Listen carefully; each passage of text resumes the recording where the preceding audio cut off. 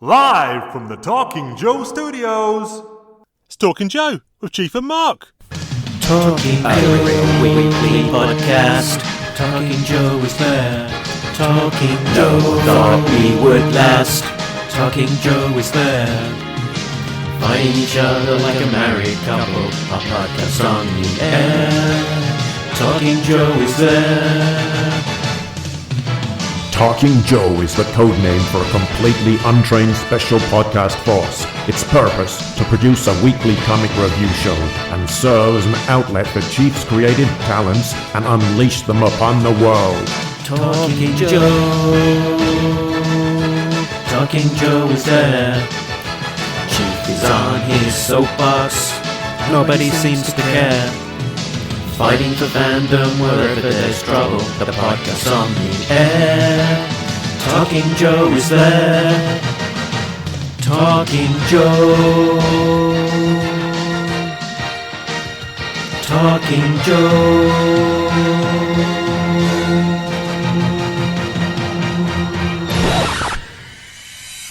Talking Joe is on the air, and here are your hosts, Chief and Mark. Hey, Talking Joe, coming to you live from me and a funky bunch, not live for you, pre-recorded for you, but it's almost as good as being in Chief's loft. It's not, because it's very cold. That's right, Chief Dog here, as always, joined by my good buddy. It's me, it's Mark, bringing you sugar and tea and rum. Oh, all in one?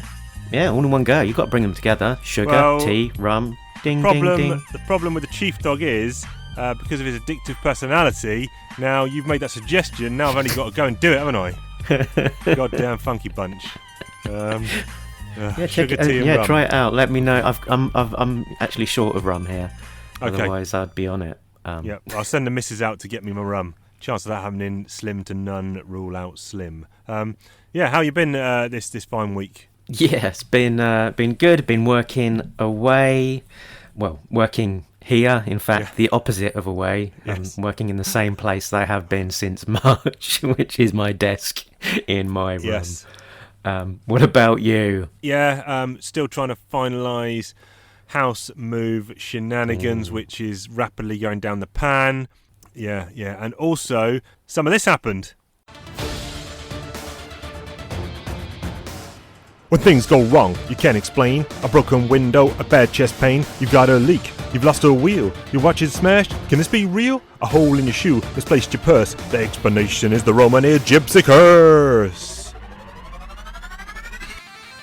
That's right, the RGC. You're stuck with the RGC. You can't hide from the RGC, the Roman gypsy curse.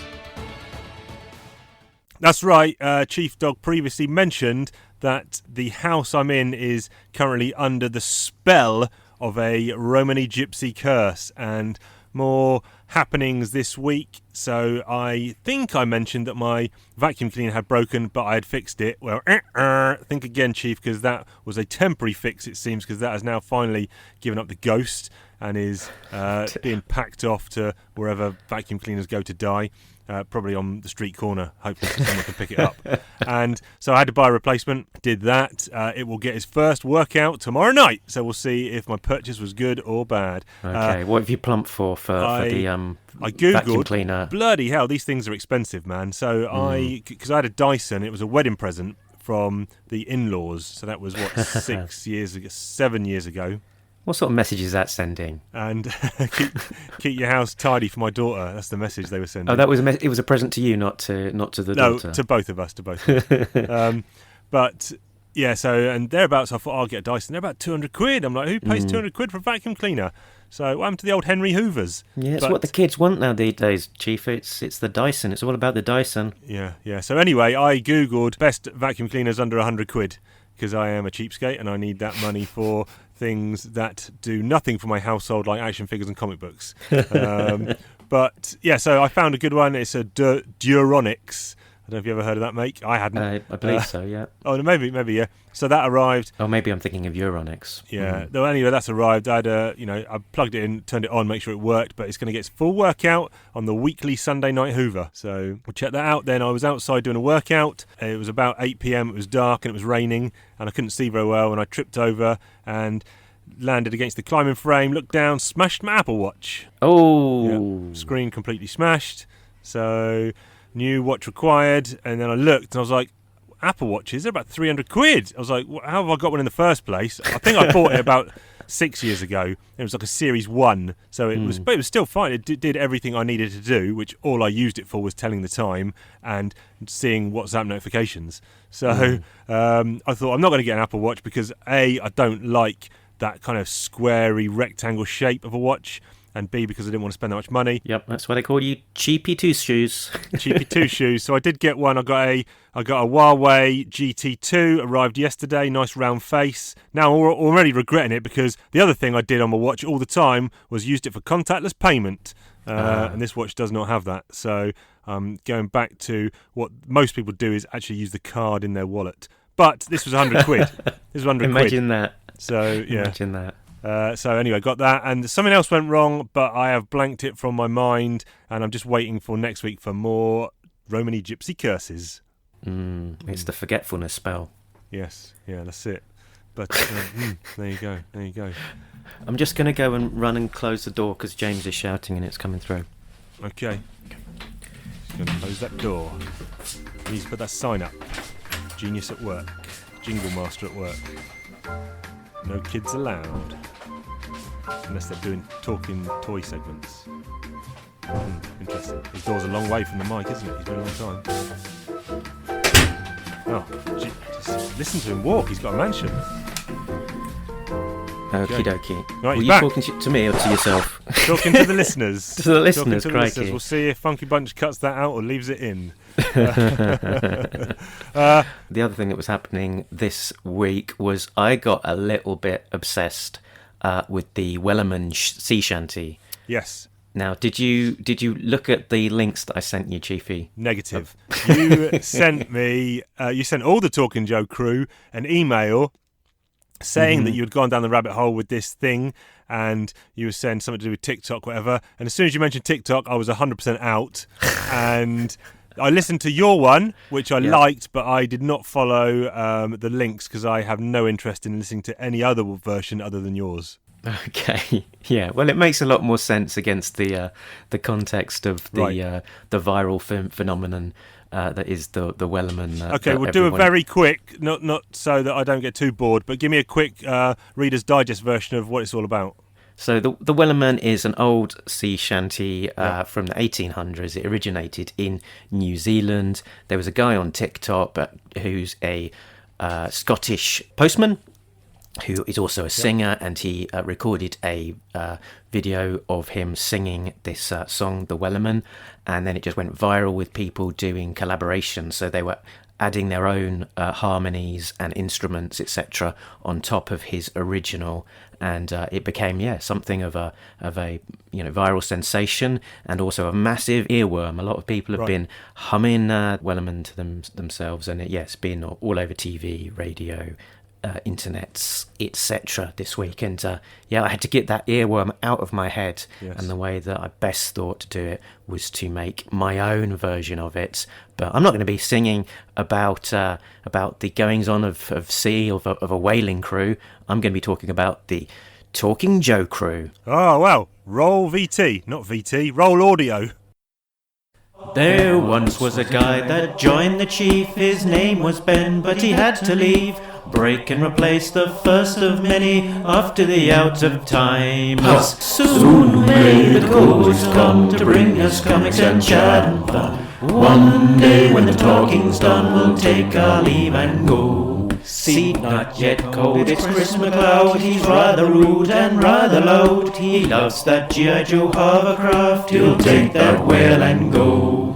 Soon may the co-hosts come to bring us comics and chat and fun. One day when the talking's done, we'll take our leave and go. Meanwhile, S jobs crossed the water, thespian lamb for the slaughter. Show was fun, but the book was torture. Then he quit the show. Soon may the co-host come to bring us comics and chat and fun. One day when the talking's done, we'll take our leave and go. No search was made, she fussed his mate.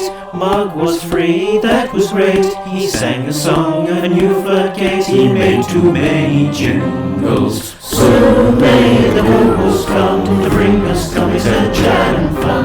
One day when the talking's done, we'll take our leave and go. Yeah, there we go. He did it. He said he was going to do it, and he did it. Fantastic work, Funky Bunch, as always. The jingle VIP. Yeah. Just because you can doesn't mean you should. But there we go. Very good, very good. I had a session with Ben on Battlefront 2 last night, Star Wars Battlefront 2, and I think it marks our retirement. I think that is it. We have hung up the pads. Apologies to, I think, Jay, it was, who had lent his services if you wanted to join and game with us. And apologies to Jay that we never reached out to you, completely just forgot about it. But yeah, we encountered one too many hackers last night. I think it was the final straw. Hacker, a.k.a. a player who is better than you. When I say hackers, I mean these guys that are going like 59 kills, 1 death, because they're using a keyboard and mouse, which in my book is cheating.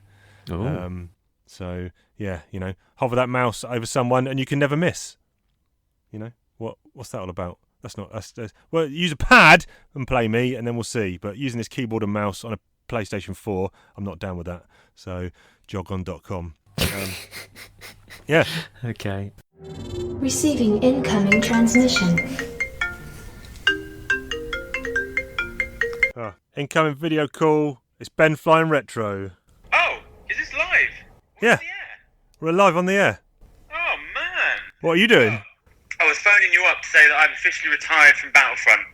Well, I talked about that with Mark. I'm officially retired, at least for a quarter of a year. Okay, there you go. Official, he's taken 3 months off. Too many hackers. Too many hackers reported. I haven't got time to report them all, and I thought, maybe every time I get the urge to play Battlefront, I could read instead. Yep, and also let's remember that you never did report anyone anyway. No. You reported them to me. I rubber stamped all of those reports. Yeah. They did have to go past my desk, and, I endorsed every single one of those hackers, those goddamn hackers. Yeah, hate them hackers. Hate them hackers. It was a bad session. As I've retired, that actually means I've retired you as well. Yeah, because I can't play solo. Install that. Yeah. No, so just uninstall it. Okay, and then in 3 months' time, although you wanted to live Twitch stream next week. Emma, what are you doing tonight? Are you yogaing? What? Is she yogaing? Emma says she hasn't seen me for a few weeks together. What are you saying? You want to live stream our last ever Battlefront session? No, I was going to say we could Battlefront tonight. So the 3-month retirement has gone 24 hours? No, not even. Well, I just started thinking about it and got excited about playing it. Talking about it gets him excited. I know. Emma's saying that she just heard me say I was quitting, but now I'm just so pumped to play it. Okay. No, she says she's watching something. Okay. Oh, apparently I've got to watch it too. All right. What is it? Battlefront? Marriage for you. Okay. All right. Well, I'm getting back to the show. Right. I guess now it's time to talk about some comics. Comic talk. Oh, comic talk. Barry Hammer writes them. Chief and Mark discuss them. Whoa. Comic talk. Oh, comic talk. Larry Hammer writes them. Chief and Mark discuss them. Whoa. On the slate this week is part 6 and 7 of Snake Hunt. And this is issues 271, 272 of Real American Hero. Date marked as December 2019, January 2020.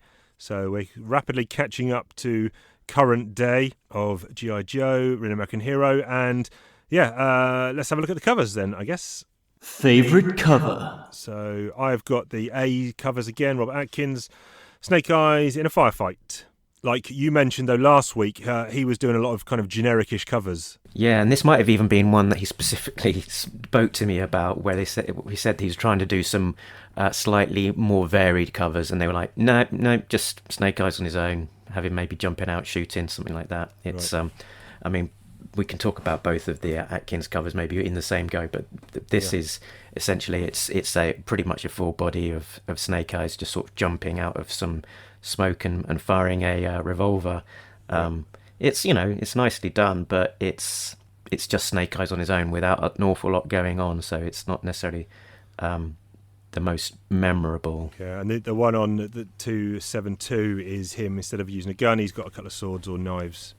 So yeah, just knife weapons. and sword handles more specifically. yes, handles, not actual blade. I can't see the blades. The B covers, I guess, are more Jamie Sullivan big pieces. You've sent me a link. I haven't actually opened it yet. As you know, as it turns out, send Chief stuff. He just doesn't look at it. But that, I believe, contains the full-blown image of this Jamie Sullivan piece, connecting piece. Yeah, so we were talking about the Jamie Sullivan pieces before. So parts 1 to 5 of Snake Hunt had the original 13 Joes in front of the cartoon base, and then these last 5 parts have got a interconnecting cover of a much bigger G.I. Joe cast. So we've got the first and second part of that over these 2 issues, covering a big swathe of Joes. Yep. I wondered whether if part of the small print of Snake Hunt, of them trying to cram every single living Joe ever into the comics, the small print also includes big covers where we put on every single Joe. yeah, very good. You've probably just got the thumbnail there in your I have, inside cover. Yeah. I will look. Name the Joes. No, just no joking. Retail incentive, Firefly, and looks like, is that IDW? Is that Devil's Due version of Zartan's daughter? It's Zanya. Zanya. She's not appeared in A-Ra, has she? Well, she does in this issue, but prior to that, not. So I wonder if that was Larry writing her in, or whether that was Atkins putting her in. I know the answer to that. We can get to it in a bit, shall we? But But yeah, I wonder whether the royal having her on the cover was just complete happenstance, coincidence, or whether he was sort of feeding off of the fact that she does appear in this issue. Yes. Firefly doesn't, but No. so who knows? Yeah. The other John Royal cover on the next issue is, I think this is my favourite of all of them. This is low light with some bats rushing towards him in the midst of some burning kind of buildings or trees or something. Yeah, it's a good one, isn't it? I probably agree. It's my favourite too. I like it's the composition there. It's nice. Interesting on these royal ones. Sometimes you kind of imagine what the story might be that would have led to those events or whatever. So it's sort of like telling a little story almost in the cover. And actually, that's how covers often used to work, would be that they'd go to one of the most popular artists of the day who would do just the cover in isolation, and then they would give that to the writer and the artist to go, look, here's a story idea, work that up into the story. So it would be cover first, story, right, and interior art second. Interesting. Then we got some over-sexualized Baroness drawn by John Giang, and then Kirill Repin for the next issue. Not my kind of thing, that style. In a black leather jacket or something with like fishnet boob tube thing, but she she doesn't really look like the Baroness much at all. It's sort of like a poodle rocker there, who is holding a gun, and let's call her Baroness. It's a bit overly painted, I think, as well. Yeah, the other one with her in that kind of Arctic costume is a bit more interesting, but yeah, not necessarily one that I'm particularly fussed about. Yep. Okay, well, let's dig into the meat inside this cover sandwich. Give us a breakdown. Everyone's on their way to Springfield. The full G.I. Joe team in various buses, the Fort Wadsworth team in the Bongo van, the Arishikages on the train, Zartan and Dreadnoks, Destro and the Baroness, and even Revanche are getting ready and heading down to Springfield. On the outskirts of Springfield, Stalker's team joins up with Destro and the Dreadnoks. In Utah, Joe Colton arrives with a replacement satellite, which is loaded aboard the Defiant and launched into space. Laura 343 is still guarding Throwdown. As Sean continues to escape, Laura keeps threatening to shoot him until she is knocked out by his finger weaves. Sean escapes from his cell and holds Cobra Commander and Dr. Mindbender at gunpoint. I was tempted to just have a plot summary which went, everyone's going to Springfield. That's it. Yeah, this is kind of, we've had the Snake Eyes getting captured.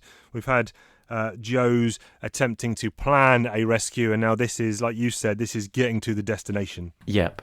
And it felt like there's just a lot of treading water, almost unnecessary treading water as well, where pages are being picked up by seeming trivialities, like the story. This issue opens with a policeman stopping and then letting off the Joes, which doesn't seem to add an awful lot. And then we have just the ninjas are on the train and having a little chat and playing their games, and there's this rocker guy who stops and talks to Dawn about her guitar, in inverted commas, in her case, that kind of thing. No, it's an attempt. I think all of them are a bad attempt at some lighter, humorous moments, but none of them really, like you say, do anything or work.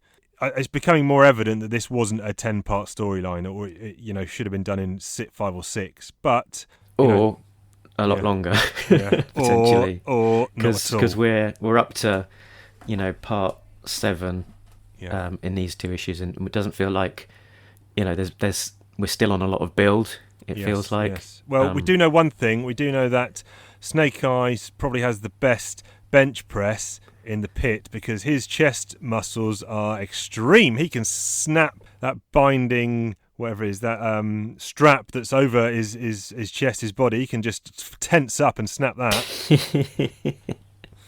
This is where Laura's starts her sobbing, please stop, Ida, I'll shoot, but she just can't do it. She just can't do it. Yeah, and I think I mentioned that last week that they decided not to take him out of his uniform or take away his lockpicks.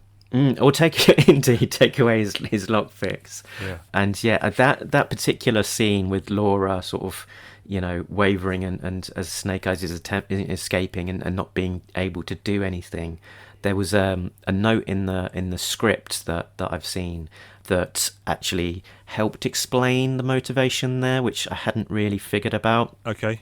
So Larry described one bit with these words: Laura is aiming at his head, but the barrel is shaking. She is in deep shit if he gets out, but she is in even deeper shit if she shoots him.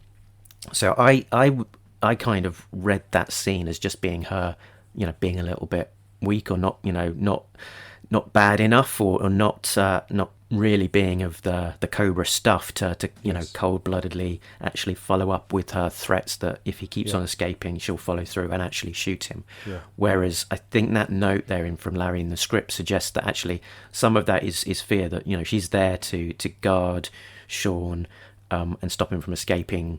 But also the plan is that they are going to brainwash him and make him into the ultimate Cobra warrior, and the biggest, this has been this massive grand scheme of Cobra to capture him and brainwash him. So actually, if she does shoot him and kills him or damages him, she'll be in massive trouble from the old CC himself too. So some of that is she's just painted in this corner where she can't actually do anything and sort of have a solution that works without her being an ultimate doo-doo. Yes, yeah. She, like Larry said, it will be in the shit. Now, I've turned the page, and this is where you're right. I see. What's this girl's name? Zana. Yeah. So we are now in Zartan's moving van, the Trazan Bros moving van there. So it's not just Cobra Commander that's at it with his broker bros. Zartan is in on that crowd too with his Trazan Bros. So we've got a big group shot of the Dreadnoks with 2 new Dreadnoks there that I don't think have been in the ARA universe before themselves. We've got Zanya, who was introduced as Zartan's daughter in The Devil's Due. However, I'm cutting you off there. We don't know that her name's Zanya in ARA. Yep, she's not been named on panel with anything other than her being a generic dreadnought. Well, she's got a cobra. She's got a cobra on her chest, so we don't even know if she's a dreadnought, do we? We assume she is, but yeah, it looks a bit like a cobra signal, doesn't it? But I think it's meant to be actually a Zartan hood. Okay, right. Shape. But yeah, it's the same. It's the same character design as Zanya. Yeah. And this other dude. And actually, having seen the script as well, I know that on panel she is actually listed in the script as Zanya. Oh, okay, right, fine. Which is interesting.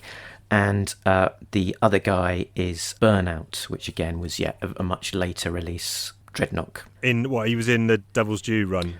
I believe he did. I believe he originated as a figure, but was included in Devil's Due at some stage. I believe. Got it. And then we get more. Larry just cannot do comedy, can he? We get this scene at the end of this page, which what's his name, Xandar says, "You don't see that Zartan's manoeuvring for the end game," and the other four go, "What?"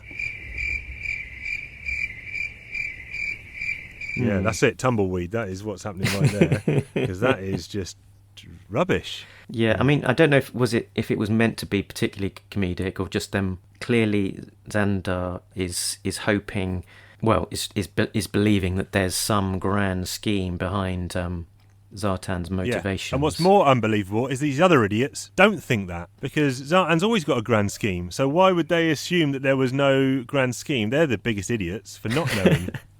I don't know. Zartan sort of behaves in a somewhat chaotic, unpredictable way, right, often against his own apparent self-interest. So it's hard to say. What do you think is his end game?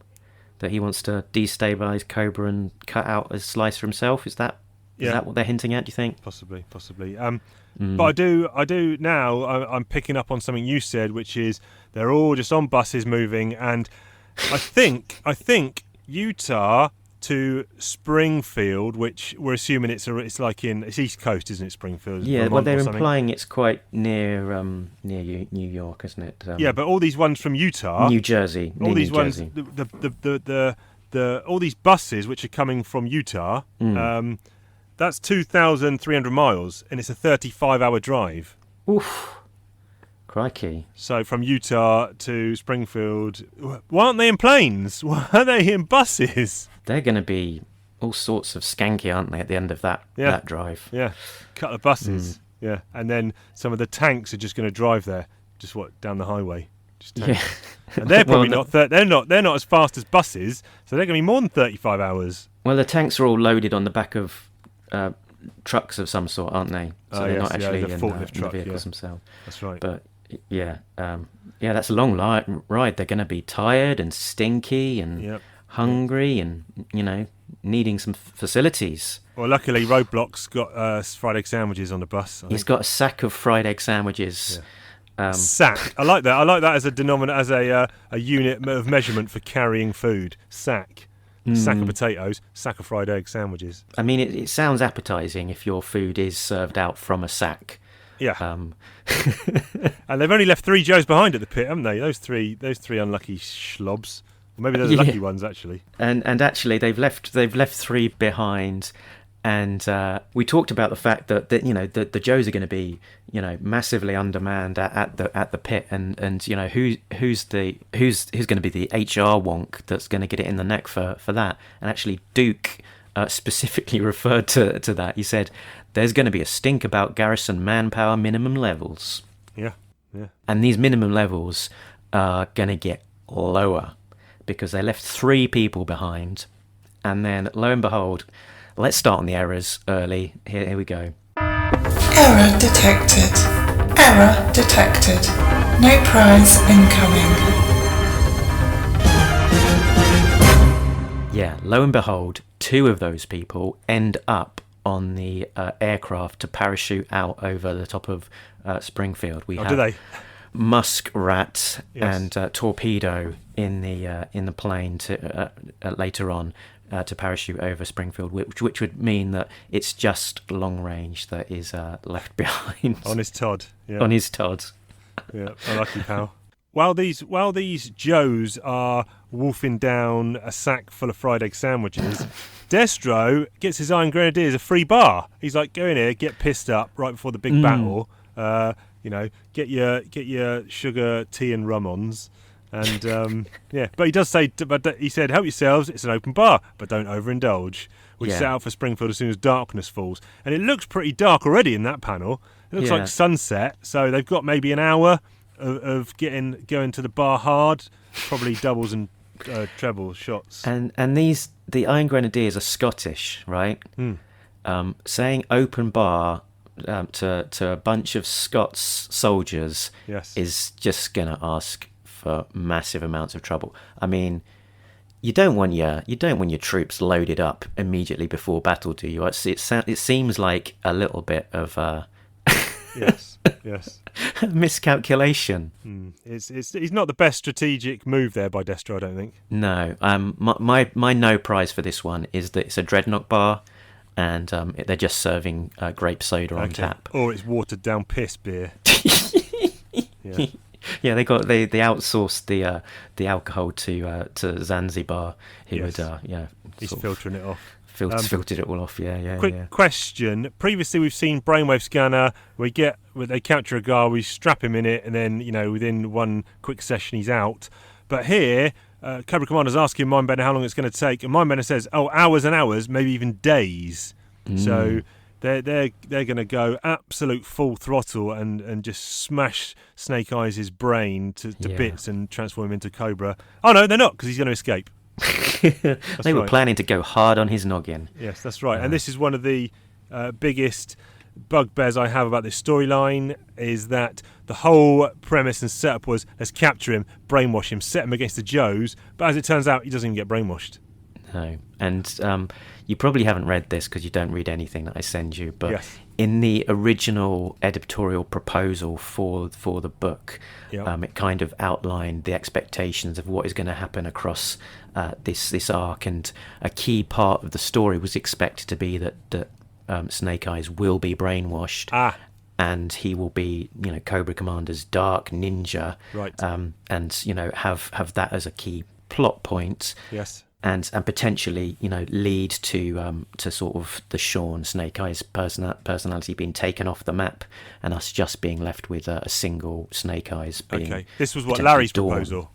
Well, this was Tom Waltz's sell of the arc to Robert Atkins. Okay, and so that would have been based on kind of his discussions with Larry about where they think it might be. Right. But as we know, Larry sort of writes from page to page, and the warning was this is the way that we see it.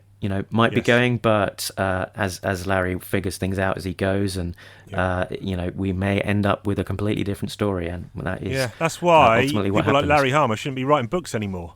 You've got to listen to your editors, and they sometimes know what's better for the public than you do as the writer. Yeah, I mean, I think it took a bit of a left turn from where I thought it would be going, and I guess it ultimately left all of the pieces in pretty much exactly the same place as they started out. Well, we've not got to part 10 yet, but okay, yes, getting ahead of ourselves here. Yes. Sorry, but he is doing some kind of Arashikage thing, like you mentioned in the beginning, some Arashikage hand symbol on Laura. And did your research go as far as looking at what he's doing with his fingers, then going back to old issues to see if that was mentioned, what the name of that one is called in a previous one? It didn't go as far as doing that, but this was some proper ninja bullshit. Okay. Ninja bull, it's all the time, G.I. Joe and ninja bull. And this is finger knit ninja bullshit, where he is putting these fingers in certain positions, and that's meant to induce a kind of Arashikage mindset and not knock out Laura. Although the very last part of that finger knit. The bit where he pulls his finger as if he's done a fart. Yes. Yeah. The very last sequence of his finger knit is his pulling his finger like he's done a fart. Yeah. And red flame comes out. Yeah. Yeah, it's kind of ninja aura, red glow around his pull my finger sequence. Yes. Just quickly, the art's really nice here. Atkins done a good job, I think, on this issue. This one's on Diaz. Oh, this is Diaz. This is Diaz on 272. Diaz on this one, yeah. So sorry, I meant so effectively both. No, effectively both of them. So on That's what I said. Both, yeah. No, I think 271 is probably Atkins' best issue because he's working with so many characters. I'm just looking at these where they're loading up the buses in the pit. I mean, he's got a lot of characters to work with there. And, I mean, he does a very good job at being able to fit an awful lot of characters on a page or a panel. Yeah. I don't know how many artists would be able to pull that off as well as he's done. Yes, and then also Diaz, like I said previously, his art is getting better issue on issue as well. Yeah, I agree. I think 272 could be the best art that we've seen from Diaz, certainly on some of the panels, like particularly the Snake Eyes panels. There's, as he's sort of huddling down over top of Laurel, jumping over that tank and firing. Yeah. Those are some really dynamic action poses. He's impressed by his art. And just to add as well that the finger knit thing is an actual ninja type thing from real life, and is used in certain martial arts training and so on.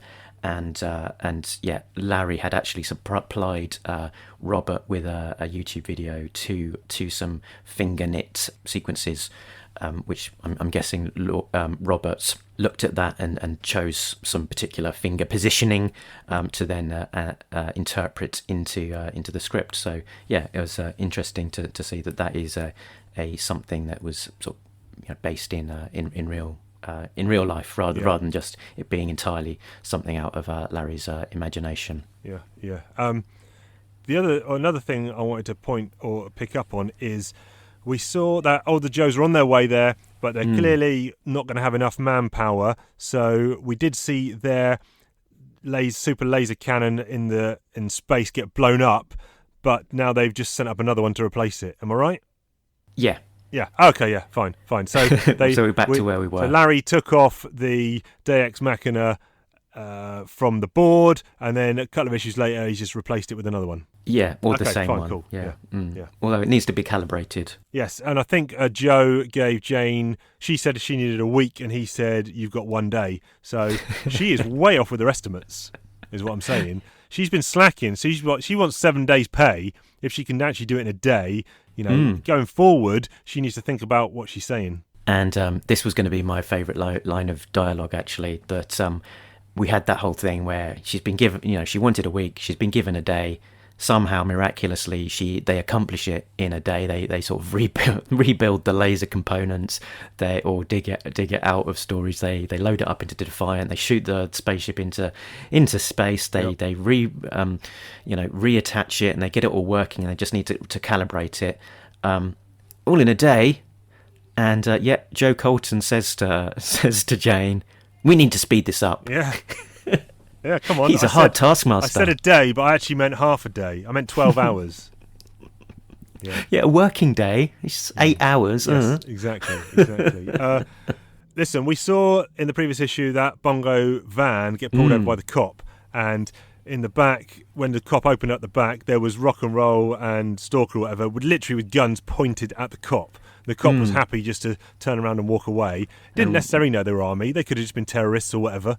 But he was happy. Well, take them at their words that they're army, and if they were bad guys, they'd have killed him already. So fine, just get on with it. Have a nice day. Next, we see them at a gas station, and they've gone into the gas station with all their guns, as if you want to terrorise people or act more like terrorists. So, and then they see the dreadnoughts, and rather than freak out or pop a firefight or jump into cover, it just casually. Heads up, Zartan and his crew.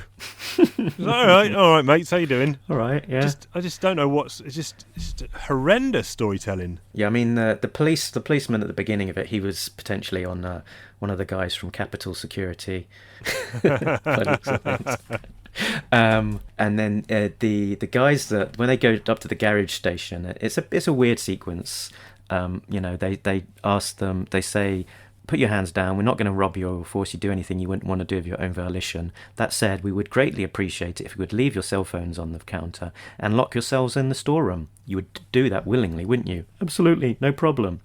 And I don't know whether that dialogue is meant to sort of be pointing to the fact that they're not using force, they're not threatening them, they're not robbing the store, because they've said that they're doing it of their own volition. But would that stand up in court? I don't think so. No. They even offered to tie each other up. The thing that makes that sequence a little bit more understandable is hidden all the way in the background, which is that on the top left corner you'll see where it says outside of Springfield, and there's that dialogue from Stalker, fill the tank, clutch, Rocky and I will talk to the clerks. Can you see just below that dialogue box what it says? What, the Arbco? So it's a Cobra gas station, you're saying? Yeah, Arbco sign. So actually it's a Cobra convenience store. Yeah. So the reason that I guess they're being so harsh with these employees is because they are Arbco employees rather than a legitimate gas station. So they want them out of the way. Yeah. And are you happy with the Dreadnoks kind of just, rocking up and everything's like all hunky dory and happy? Without any questions? It is a bit weird. I mean, the last time I guess the Joes encountered Zartan, he was busy helping the ninjas and crew escape from Springfield Community Centre, and presumably the Joes have a kind of after mission briefing so that everyone's up to date with the latest intel on all of the threats and loyalties, etc. So maybe they were aware that Zartan was against Cobra at the moment, and potentially maybe even Zartan had been in contact with Hawk or someone to appraise him of his plans, and therefore they were expecting to see him, or even they had intended to meet him at this particular gas station, which is why they didn't act surprised. There's a lot of kind of intuiting things there. But you can kind of come up with a logic as to why that works. Yeah. We see some more law enforcement in action here, because when all the ninja crew get off the train, now all they're doing is carrying musical instrument cases. The John Q. Law pops up in their face and says, "You folks, show me some ID." It's like, what? Wait a minute. It's not. They're not doing anything illegal, or they just got off a train. This guy's popped up saying, "Show me ID." Yeah, but where have they got off a train? What is the train station, Chief? Where are they? Springfield. Oh, so you're saying it's a Cobra cop, and he's done some facial recognition, and he spotted them as being G.I. Joe members? Potentially, or just at the very least looking out of place. Yeah. But this does lead to my favourite line of dialogue. Favorite line of dialogue. Where Storm Shadow says, "Arashikage death touch, on stun." Set weapons for stun. Yes. Well, there you go, Larry. You did one bit of humour. You did it. Well done. Oh dear. And then on that same page, they say, "Springfield General Hospital, please. Is that cop drunk? Bad donut." Yeah, that's not which, funny. is I think sort of a bit of a callback to Indiana Jones. Oh, no ticket. Bad, wrong ticket, or no ticket. And he's throwing him out the blimp. Exactly. The Zeppelin, yeah. Or bad date, even. Or bad date, yeah. That's probably bad date. Actually, that's Raiders, isn't it? Yeah. He sees the monkey dead. What else did I notice? One of the things I thought was, why are all of these Joes going on a bus rather than an APC? Yeah, plane, APC, troop carrier of any description. Anything like that is better than a bus. What else did we have? Destro's eyes are being coloured red at the moment. Yeah, I noticed that, yeah. Don't know quite why that is, but there we go. They are. They are. Move on. Oh, we had Duke in in the lead vehicle, which I think was everybody's favourite vehicle when they were buying Joes back in the day. It was the Command Suburban. Yes. With Roadblock in the back with his sack of sandwiches, and he says, "All of our leave papers are in order, so our legal butts are sort of covered." But hold on.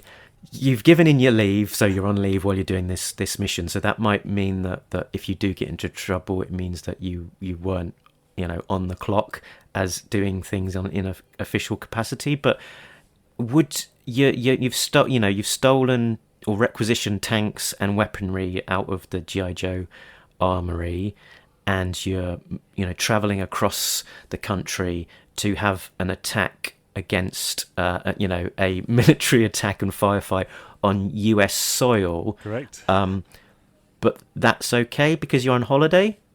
Seems like it. Okay, all right, just checking that logic all made sense. What are these October Guard clowns doing at the end here? Rocked up. We don't know what their MO is yet, do we? Not exactly. They've sort of said that they want to help out because Snake Eyes was an honourable foe. Right. So that's why they got there. So but we don't know why. They've got Revanche tech inside them. We don't know who created them or what the creator's purpose was yet, do we? Yeah, we still don't know an awful lot. There's one more little clue there from a horror show. Stormovic says to him, "You know, horror show, you used to smell like boiled cabbage, but nowadays you smell like motor oil." And horror show replies, "Just your imagination, Stormovic. I have a closed system lubrication." So we know a little more about his inner workings. Yeah, he's not got bad guts anymore. No, he's just cleared that up. Well done. Oh dear. What did we think about all of these groups of Joes on the various different sets of transport? I mean, I think this is it for the squads now in terms of pretty much what we've seen in those buses. And yes, I've not done a final tally. I've kind of feel like it's almost a futile exercise at this point. But there's it looks like the GI Joe ranks are limited to these guys on the buses and various bits of transport essentially. Yeah. So if you're not one of those Joes on the on there, then you're not in this story essentially. Feels to me like that is quite a lot of Joes that we've not seen.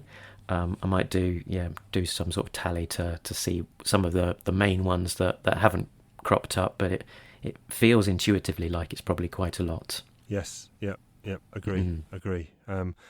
This is what we've got. We've got 3 parts of this storyline left. We've got a lot of Joes who are all going to the same location. It seems unrequired because the one Joe they're going to rescue has actually kind of escaped anyway. He's rescued himself. So what all these other Joes are going to do, I'm not sure. But they're getting there very late. They're getting there for the last 3 parts of the storyline. So we'll see what happens when we cover those 3 next week. But there's probably some more planes, trains, and automobiles continues. There's probably some more stuff that you spotted Larry was up to in these issues. Yeah, for sure. I spy with my little eye. So I have spied with my little eye that Dawn is reading the Book of 5 Rings.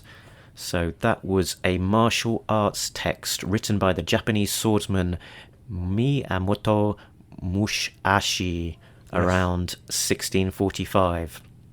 And it was written not just for martial artists, but for all leaders in all professions.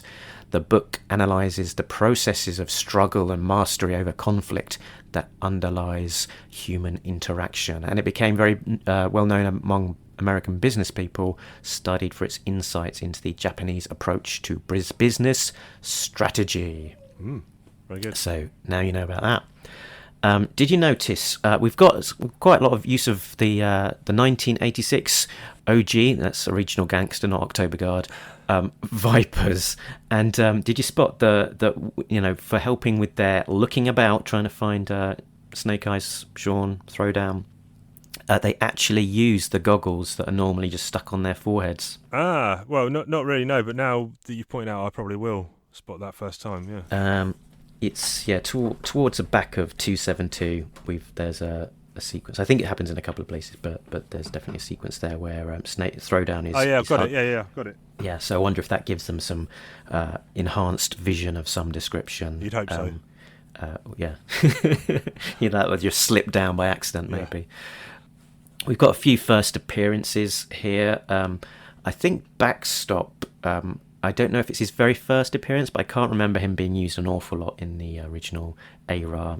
And he actually appears in place of Heavy Metal as the driver of the MBT Mauler. Yes, yep. So he was that's one of the tanks that is on the back of those trucks going to Springfield, and Heavy Metal had previously been introduced, and would have been the driver, but obviously in the once they realised that he was dead, they had to switch him out with a different driver. So they're using Backstop instead. So did they, when they realised he was dead, were there just Joes calling out, "Hey, Heavy Metal, come on, get in this bloody tank"? And then one of them had to pop up and say, "Oh yeah, mate, he's dead." Oh shit. Okay. All right, Backstop, you're up. Yeah. Well, yeah. Where did Heavy Metal go? He told me he was popping down to get donuts. Yeah, came some back. of that bad donut. And we've got a couple of Joes who I think have their first larger appearance. We've got Bullhorn and Freefall, who were dots in the Snake Eyes funeral. But so this is a first better look of them. And Bullhorn certainly gets a bit of dialogue as he uses his bullhorn to shout at the Joes in the bus. And you can see them, sort of squirming and putting their fingers in their ears at being shouted at. A bit OTT. I'm sure they could hear him from the back without the need for the bullhorn. And you've actually got Law and Order there, and Order the dog is putting his paws over his ears because it's so loud. And I also noticed another little sort of call out, which was in the back of 272 when they jump out of the plane. We've got quite a big shot there of Ripcord falling, and it's a very similar kind of feel to it as Ripcord on the front cover to 262, which was also a Nitho Diaz cover, right? Which originally itself, of course, was a homage to the Ripcord file cards art. So pretty good. It's quite a nice little page of them all jumping there. But I did notice a Joe that popped up there. who shouldn't have been there. Who's that? What's that? You don't know what you're doing, but I saw a mistake. Something wrong with the drawing, and I spot an old Joe. I thought that he had died. Bit shifty. Explain this, give it a no price. So did you spot who was there this time that shouldn't have been? No, because I can't remember who's pushing up daisies. It was Crazy Legs. Okay, well I could have guessed him actually, yeah. So he is on I think the first bus, or certainly one of the buses in this story, and it wasn't picked up for one of the appearances. And he's one of the original crew who died in that Trucial Bismuth story where they were gunned down by the Saw Viper, along with Heavy Metal, who also appeared a couple of issues ago, and also with Crankcase, who died in that same sequence, and also Thunder, who we've not seen, but when it was pointed out that he was someone's favourite character in the letter pages and should return, no one thought to say, if he was your favourite character, you'd probably realise that he was dead and can't return. Yeah. There's a few that haven't come back, like Doc and Quick Kick and a couple of others, but that group of deaths doesn't seem to have resonated too strongly in Larry's memory, unfortunately. So there we go, Crazy Legs. And actually, Crazy Legs on the bus sort of leads to a bit of another blooper, which was that Airborne was then inserted in the next issue to cover up for the fact that it was originally drawn as Crazy Legs, but unfortunately that meant that Airborne switched buses halfway through the story. And the whole bus sequence, there's a few little bloopers there around it.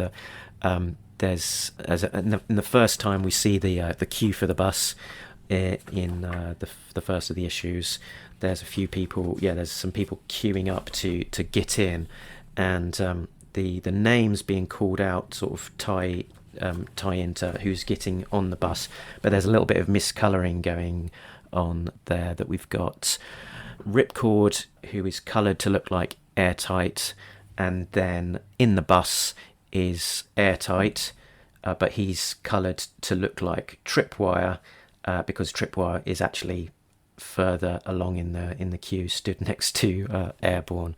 But never mind. I think over the page we've got Cross Country calling long range wildcard. Yep. Because long range is saying I've got my mean dog all loaded up, and then Cross Country calls him wildcard. Whereas it looks like wildcard is stood to the right of Cross Country without any dialogue. Oh well. You could argue it way as being that that just the dialogue boxes should have been pointing at other people, but never mind. We've got Blowtorch on that first bus, and he changes into Charbroil when we next see that bus. And then a bunch of people on the buses seem to sort of appear the first time round, and then not seen again on the same bus. And then second time we see the bus, there's a whole bunch of extra new people. So the first time on bus number 2, we've got Airborne, Ripcord and Airtight, who we don't see when we look at the bus again. We've got a few extra people: Recoil, Lightfoot, Snowjob, Blizzard, Hit and Run, Stretcher, Hardball and Short Fuse. And we also see Jay on one of the buses, along with Ripcord, and later on we see them on the plane. But fortunately, Larry was able to explain that one himself to some degree, because Jay says in a piece of dialogue, "Gah, I'm going to be deaf by the time I get to the airfield." So I think they picked that one up and tried to explain it with some dialogue that along the way to Springfield, they stopped at an airfield and had some people get off the bus and onto a plane. Yep.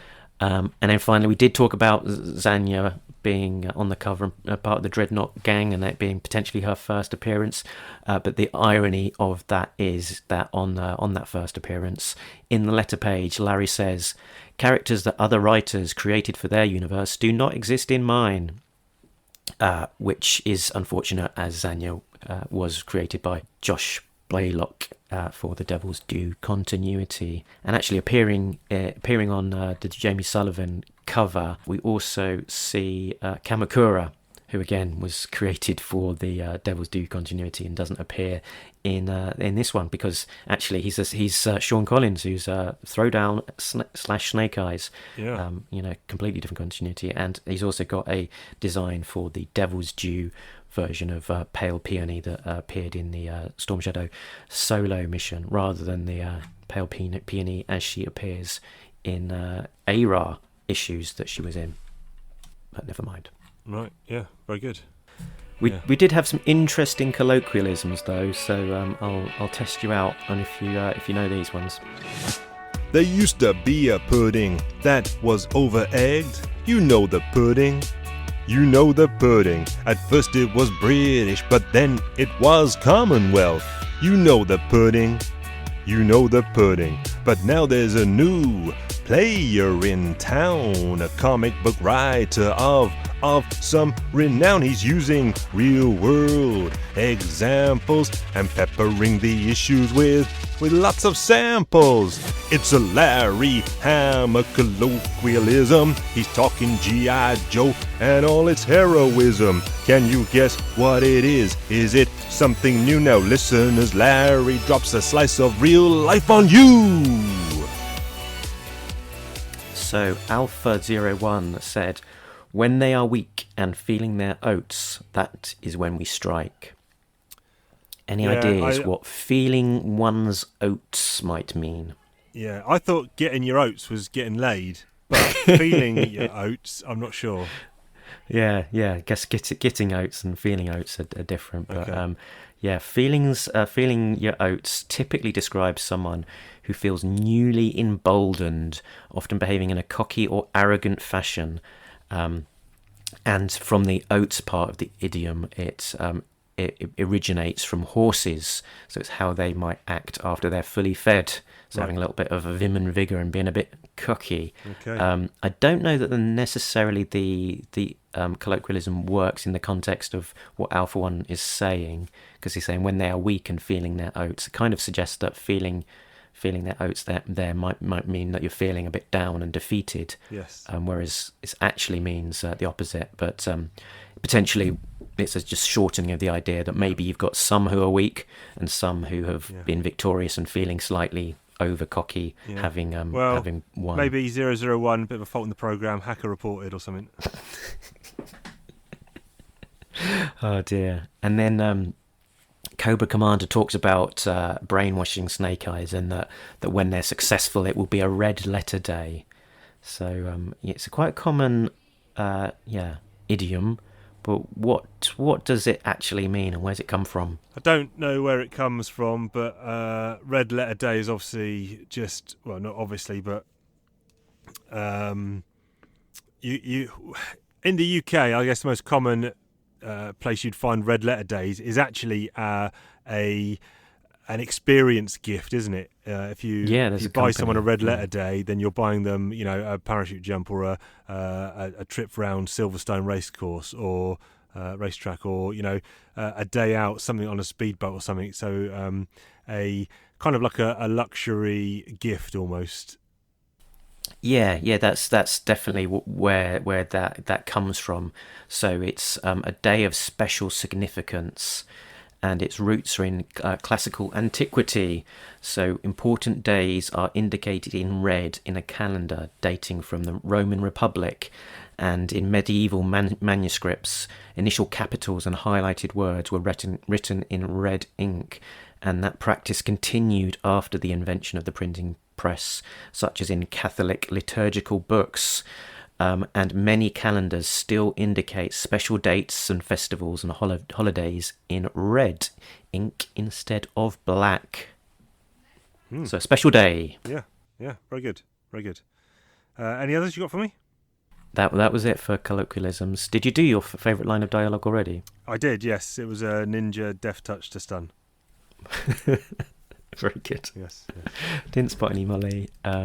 Should we do... have you got an MVP? I do not have an MVP this week. They all kind of moulded into one for me. Yeah. I don't know that any one single person did enough on their own to merit an MVP-ism, apart from maybe Long Range, who's just holding down the fort all on his own. No, he's got all the cooks and all the cleaners with him. Yeah, sure. And otherwise, I guess it's Snake Eyes is the only other guy who got much to do on his own. Yes. Well, we'll see if he's still got much to do on his own next week, or if the Joes actually finally manage to get to Springfield, or if their buses break down. Could be a fascinating plot twist where one of the buses gets a puncture and they have to call out a guy to help them fix it. Yeah, they call out Snake Eyes to have a chat with him and threaten him with some guns and they call Long Range out to fix it. We'll see what happens next week with the conclusion, parts 8, 9 and 10 of Snake Hunt. So join us then. I want you to talk about some toys. Mark talks about toys, ho ho. He talks about G.I. Joe. He talks about all the toys from the comic book and the animated show. Mark talks about toys. Mark talks about toys. Okay, how would I start here? You have chosen this week to talk about Backstop. Yeah? Oh, holy guacamole! Chief Dog nailed it.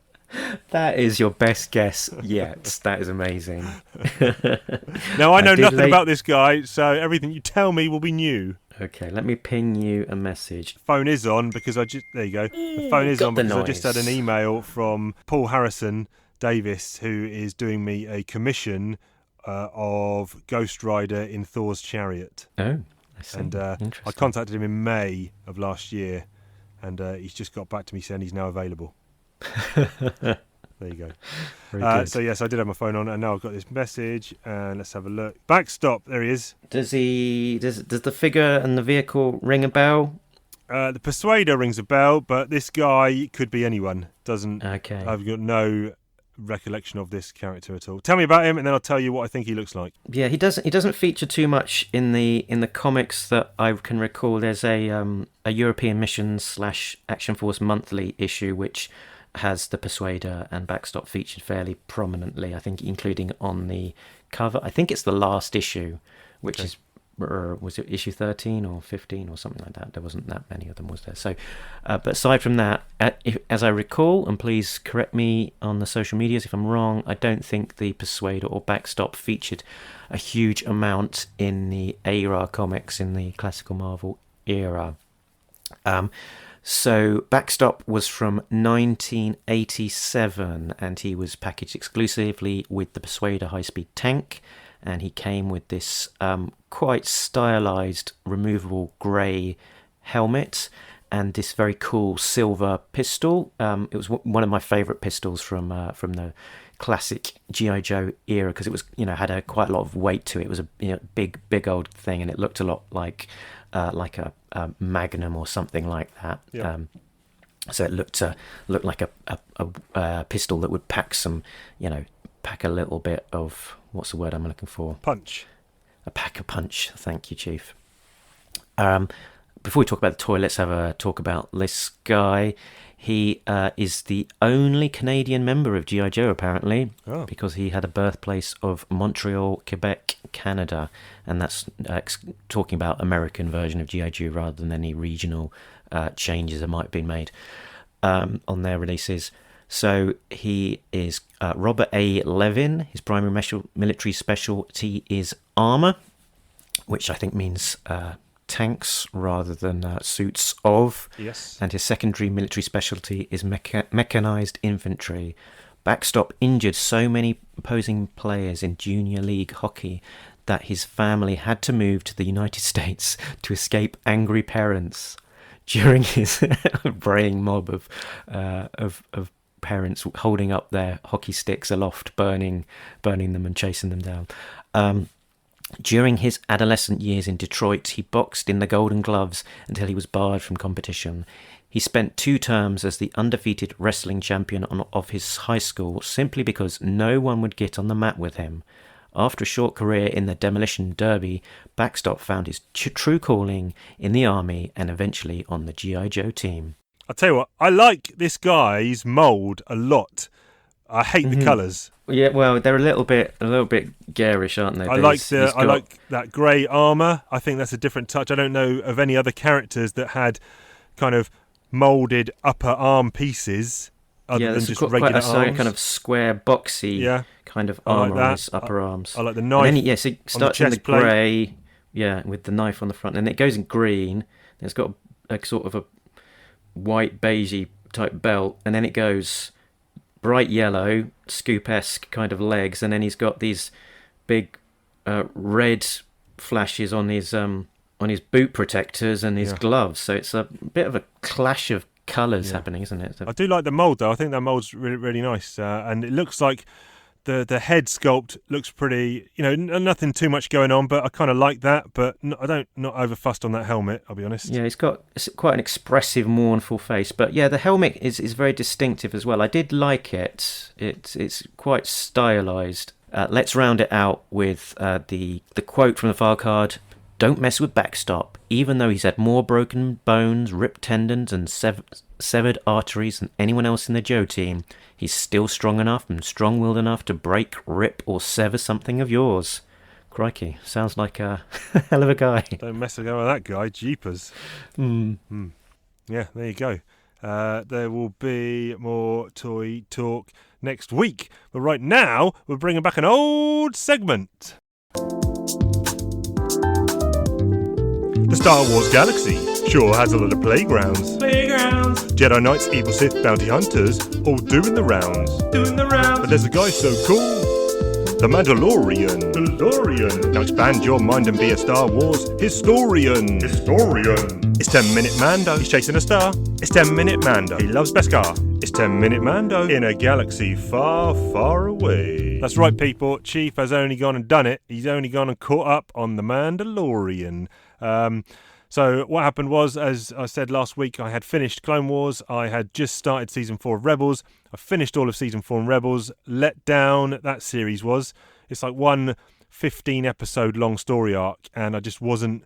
This fascination with the planet of Lothal in the Rebels overall 4 series, just I don't get it. It's, just too much for me. The series was a bit too serious. There was no one and dones, and it made me realise why you do need one and dones in episodic TV, because I needed a break from this kind of serious storytelling. And okay, fine, the last 5 minutes of the last episode was a nice touch where you see what they get onto in the future, but overall season 4 didn't really dig. Season 2 is definitely the best, especially with Ahsoka meeting Darth Vader and then realising that is Anakin, because she didn't know previously. That's a great bit.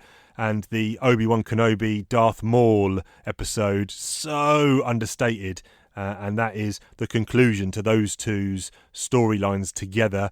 And that was a fantastic episode where, spoiler, Obi-Wan kills Maul. And then moved on to Mandalorian, and this is where... it's not 10-minute Rebels, Chief. It's not 10-minute, right. Mandalorian. So we finished on episode 3, so I picked up on episode 4. Quite enjoyed this one. This is where, it's called The Siege, I think. Mando goes back, meets up with Apollo Creed and, what's her name, the MMA fighter, Cara Dune, and they end up going somewhere to do something. I've forgotten it already, but I kind of enjoyed it. They go to try and find out the location of the kid. something... No, not the kid. They've got the kid. Moff Gideon. Gideon. That's Is that why they go there? So they're going summon. Anyway, I quite enjoyed that one. Then we get the Ahsoka episode, which I really did not like. I thought it was like a low-budget episode of Star Trek, which is not for me. It just, I don't know. It just didn't do any. I thought the budget wasn't there. It's so uneven, The Mandalorian, in terms of budget. Some episodes look amazing. Some episodes look like they've, scraped. Look, how much money you got in your pockets? How much have we got for this week's episode? And this was one of them. It was. I wanted Ahsoka's return to be some kind of epic episode, and it was this real slow, boring episode that didn't do anything for me, I'm afraid. Interesting. And I like that character. I love Ahsoka as a character, and I thought Rosario Dawson was well cast, but. Yeah, I think it's a bit of a shame they didn't have the voice actor. I don't know how she would have worked out, but it's obviously someone who was very, very invested in the character. So yes, yeah, a bit of a shame. It would have been nice if that could have been continued on. There was a good guest star in that one. It was very understated though. But, did you spot him? I did not know, and when I was battlefronting last night, and Ben said Phoenix was desperate the other day to watch Aliens. He kept asking, he said, Dad, I need to watch Aliens. And he was like, well, you're 12, you're not watching Aliens. Don't be silly. And he kept, la, la, la, la. And then Ben was like, oh, now I need to watch Aliens. And then Ben said, yeah, it was great when Hicks turned up in that Ahsoka episode. I was like, what are you talking about? And I didn't realise the gunslinger was Hicks from Aliens. Michael Biehn, is it his name? Yeah. Yeah, didn't even now I'm picturing. Obviously, he looks very, very old, but well, yeah, it's what time does. But I think he also, even in that episode, they sort of gave him a bit of a shotgun as a bit of a throat call out to his Aliens appearance. Yes. Then we went to episode 6, which was what happened in 6. What's that called? 6? That was called The Tragedy. That's where the Mandalorian and the child travel to an ancient site and meet Boba Fett. Oh yeah, Boba Fett. Yeah. Is that the one where, again, no budget? Looks like they shot it in someone's garden, where loads of stormtroopers are attacking. Awful looking. Yeah. Okay. But, however, liked Boba Fett, and this is where I differ with Ben. He's like, I hate this version of Boba Fett. It's not my Fett. I hate that Kiwi actor. It should have been the original voice of Boba Fett, not the redux of putting this guy in. I go the other way. I actually like this guy being cast. He said I didn't want him cast. I wanted a recast for Boba Fett. I was like, no, I like this guy as Fett. I'm now got used to his voice, and I liked Fat Fett. So he's a bit fat, overweight, and he's got that black skirt, and I kind of like that look. I only wish his armour was a bit more dented and battle worn. It looked way too pristine. Yeah, I think there was an intent behind that, which is that it's been in obviously they could have replaced exactly used it as it appeared in the original trilogy, but I think they intended to show it as it having, attempted to be repaired and repainted. Right, okay. But yeah, overall, I thought that episode was pretty good. Yeah, and Boba Fett there sort of twirling his, what they called... the gaffy stick. A gaffy stick, yeah, very good. Then we go to 7, remind me, or 15, whatever. So I think they call it 15. 15 is The Believer, and that's where... yes. This was my favourite episode. With, what's his face? Bill Burr's character, that crook. And he's got a nice little arc here, because he was a right scumbag when we last saw him on that prison ship. And here, he's gone back and he's seen an old commanding officer, and he drills that guy. And it pushes all of Mayfield's buttons when he comes back across this douche. Yeah, and like I say, budget, that looked like high budget episode. It looked really nice. Clearly they scrimped on the other ones, the outdoor episodes where they felt they didn't need the budget, but here it looked really good. And I thought that was the best episode of the season by far. And then we get the big letdown of season 8. Episode 8. The last episode is The Rescue, and that's where the Mandalorian is reunited with some of the other Mandos from earlier on in the season and go up against the Empire and Moff Gideon and the Darksaber. That's it. And okay, so we'll get the big bit out of the way first. I'd avoided spoilers, although I had actually, and this is no word of a lie, I had messaged you when it came out, and I hadn't, I had stopped watching at that point, and I said to Ben, actually, what is the big thing that everyone's going nuts over? Is it a death? Is it a storyline twist? Or is it a reappearance of an old character? And he said, it's the last one. And that was it. And I said, okay, well, literally the only thing that could get me doing a holy shit moment is if Mark Hamill turned up as Luke Skywalker in that last episode. Now, obviously, that kind of happened. In a way, because he's obviously voicing it. And I thought the CGI of Hamill as Luke was actually fantastic, whereas I thought Leia looked ropey in Rogue One, where she pops up at the end. Here he looks. This is where all the budget went. They fucking spunked the whole budget on making that Luke CGI, and he looked great. What size screen were you watching this on, Chief? What size screen? I was watching it on, I think, just my TV in the living room, which is 42-inch, I think, 40-inch. Okay, all right, yeah. I mean, I wasn't quite as impressed with the CGI as you. It probably was better than the Leia stuff, which was ropey. But I think it could have been a little bit, more polished. But yeah, it was very, very cool sequence, and I'm amazed that you were able to kind of duck away and not quite have those spoilers confirmed, even if you had your suspicions as to what it might be. No, it wasn't even a suspicion. I was just saying that's the only thing. It seemed like people were going mental when it was in that.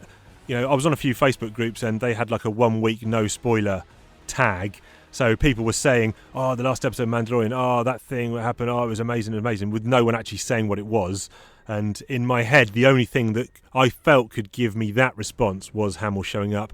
And could they actually have used Hamill and kind of give him a load of makeup, or does he look super old now? Well, yeah, he does. He does look the way he does appear in the in the more recent Star Wars films. That but I suppose him. Yeah, I don't know. So they were they were trying to get a look which was close to 30 years younger, I guess. I suppose something along those lines. However, the stuff that led up to that, and however, during that scene, I thought that scene wasn't the best because they proper over schmaltzed it. They tried to make it all emotional, this music and the Mando doing this sad, longing looks to the little baby Yoda thing. What's his name? Everyone's forgotten his name anyway. Oh, Grogar, whatever that stupid name is. And it's just got to trying to be emotional and all this schmaltzy. So the actual scene I thought was junk, but Hamill as the CGI of Luke and Luke turning up was great. However, the other stuff leading up to that, Moff Gideon proved to be an awful villain. And the stupid robot things. I'm thinking, look, I've watched Clone Wars episodes where these commando droids are jumping around, doing all this acrobatic leaping stuff. And now you've gone back to 5 points of articulation with your droids. And yet this is set 20 years after the Clone Wars. So I don't know what's happened in their tech department. In their R&D, but they've taken a step backwards with these robot things. If anything. Yeah, okay. There you go. And did you watch the post-credit sequence for the last episode as well? Pointless. Jabba's palace. Okay, a lot of them died on the sail barge, but this is a lot of years later. That should have been populated to the gills with aliens. It's about 5 people in there. Awful. Again, all the budget went on Luke. And we know there's a Boba Fett show coming up, but this didn't really do anything to get me hyped for it, or it didn't progress any storylines. You could have had this as the beginning of this episode 1 or something, of him going back to Tatooine. I don't know, just it was okay, but that's what it was. No, not for me. Yeah, my little fact nugget about that bit is that Matthew Wood played Bib Fortuna, and he formerly played him in Star Wars Episode 1, The Phantom Menace. And I think I can't remember what he does exactly, but he's some Star Wars back of the shop guy. Okay. So he's not a sort of full-time actor. And Bib Fortuna, he appears with the staff that came with his 1983 Kenner action figure. Wicked. But that was never previously seen before in Star Wars on screen. Okay, well, it has done now. That is my overall wrap-up on Mando. Of the 3 main serialized Star Wars TV shows, I say Clone Wars is hands down the best, just because... And I will preface this by saying I was a big detractor from those episodes 1, 2 and 3 for many, many years. I thought they were absolute junk. However, when Clone Wars Animated came out, went back, watched them, and it actually gave me more appreciation for that era and that timeline. And just the Mando, when when Boba Fett showed up in this Mandalorian show, you realise how great a character he is, and it's like this Mandalorian guy is just dull as dishwater compared to him. Like, I don't care about the Mandalorian character, and I didn't really care about the characters in Rebels, which is why I think Clone Wars, for me, those last 4 episodes of season 7 is just some of the greatest TV ever seen. So.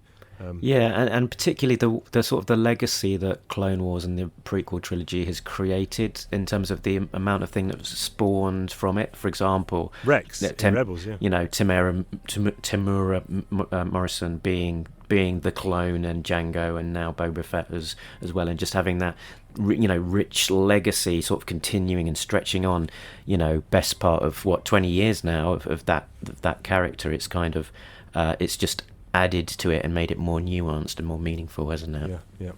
There you go. Listen, we've got to move on because the missus is shouting at me to get out of the loft. So let's wrap up with listener question, and we're still on the G.I. Joe merchandise. G.I. Joe ain't just toys, funny books and tunes. Those guys will license anything. So funky, so nice, G.I. Joe merchandise.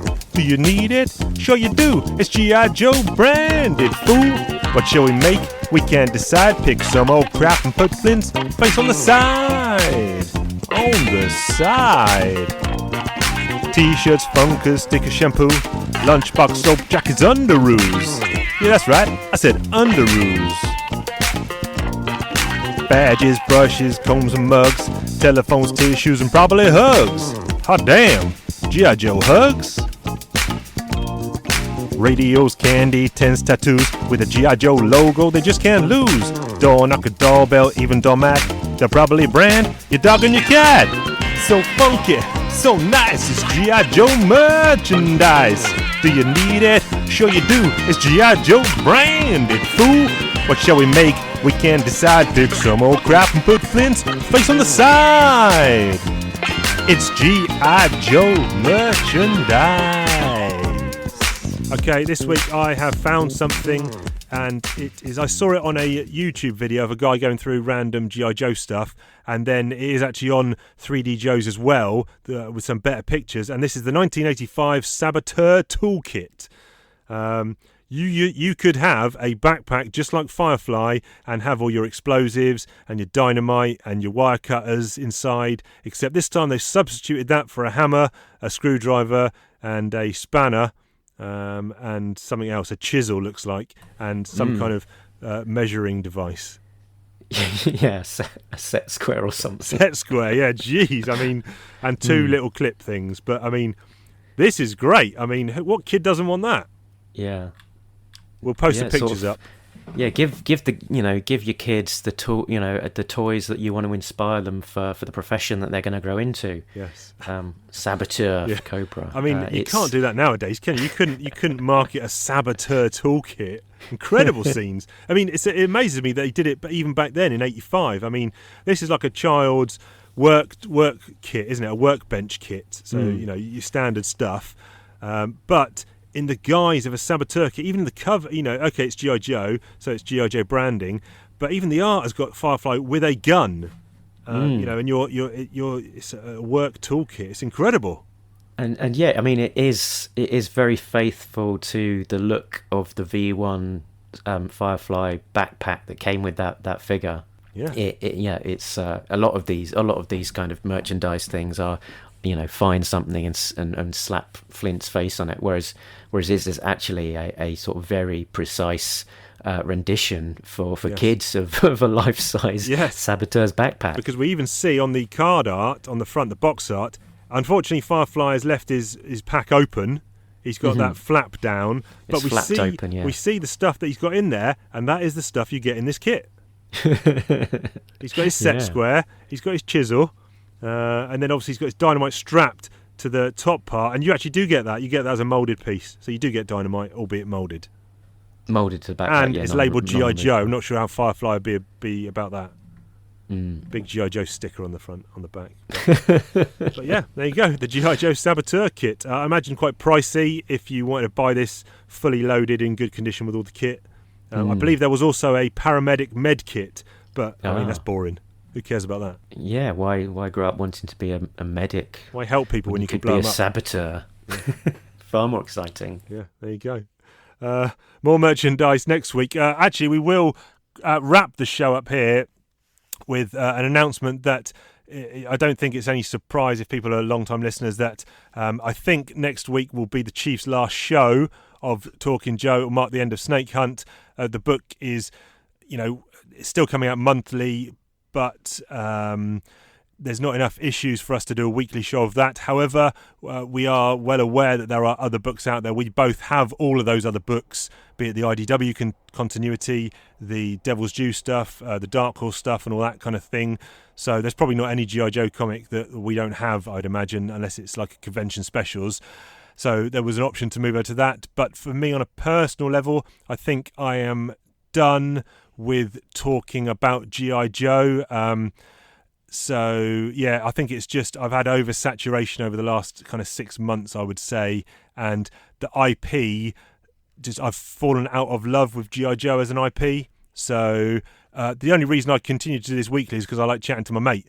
And me and Funky Bunch have good chats. And my favourite bits are actually the non-G.I. Joe bits that we talk about. So, it's I'm stepping away, not to put too much pressure on Funky Bunch, but if he wants to carry the show on in whatever guise that might be, and he needs to have a little sit down and chat to himself about that, I guess, whether that be with someone else or whether, I don't know, whether he does a solo or maybe Peter will step on or whatever the case may be, then great, the Talking Joe name will carry on, but no pressure on doing that if he wants to have a break or whatever as well. And like you mentioned, it might just be a hiatus. You never know, in a few months' time, the Chief might be bored of doing nothing and he might want back involved. So, always evolving, ever adapting Talking Joe.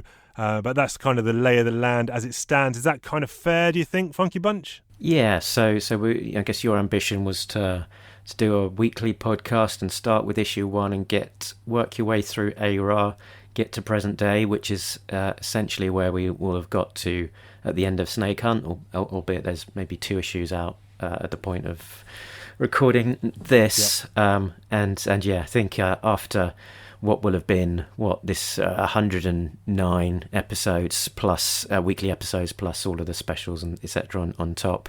You're a bit pooped out on G.I. Joe, so I'm not going to hold it against you that you want to break with that. Yeah, I think it'd be nice to keep Talking Joe going on in some form. So maybe once you've had a chance to rest and recuperate, you might be inclined to come back in some capacity. Maybe if we just do some sort of monthly catch up, that would be something nice to keep talking about the ARAS stuff, or do something else entirely. And then as beyond that, what we do with Talking Joe as a regular podcast, I think we'll wait and see and have a think and watch this space. So we've certainly got at least this episode. Then we've got Snake Hunt finale coming up. We've got the Robert Atkins interview special. Oh yeah, coming that will have dropped up. by the time this one drops, will it? Probably not. Okay. There's a lot of editing. Okay. I might keep that on my sleeve, so I'll drop it at the end of Snake Hunt nice. as a wrap up for that, because Yeah. it is very Snake Hunt focused, and it will work better against the context of having read the whole kind of thing. Yeah, little appendium. And very nice. we'll drop a jingle special, and then beyond that, let's wait and see. And but shout out to us on the social medias. Let us know your thoughts on what you'd like to see in terms of the continuation, whether that's with Chief or not. Yeah, it's quite, it's enjoyable, and the main reason that I joined in the first place is because of enjoying listening to the show so much and having these chats with Chief. So for me personally, it's a huge part of it is weekly chat with Chief and sort of the energy that we feed off from each other. So it's not a straightforward question of just Charlie miking. Yeah. And I think also if this bloody house move does ever happen and I get out from this Romany gypsy curse, then hopefully I will have a separate area where I can do work/podcasting that doesn't involve being in the loft. So that might, just from a mental point of view, put me in a better position. So you never know. Okay, that could be soon. Hopefully, Fingers crossed. fingers crossed. Good episode, long episode, a lot of content. We're ramming it up here from a content perspective. I hope you don't mind, because that's what we do on Talking Joe. Because when all is said and done, we'll catch you down the road. Because we've been Talking Joe. And we're all out of Joes, apart from all those Joes on the buses. Laters.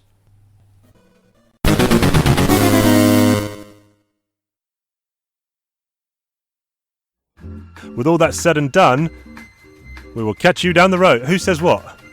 So when all is said and done, I say the next bit as well. We'll catch you down the road.